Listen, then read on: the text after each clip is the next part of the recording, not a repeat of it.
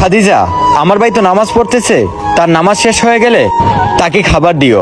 আর ওর হচ্ছে সামনে পরীক্ষা, তার একটু যত্ন নিও, কারণ তাকে যত্ন নেওয়ার মতো এই দুনিয়ায় কেউ নেই।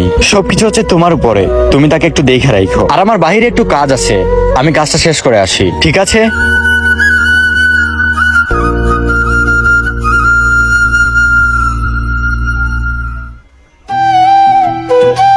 ভাবি, আমি তো নামাজ পড়ে আসলাম, আমার অনেক খিদা লাগছে, খাবার দেন। খাবার খেয়ে আমি পড়তে বসবো।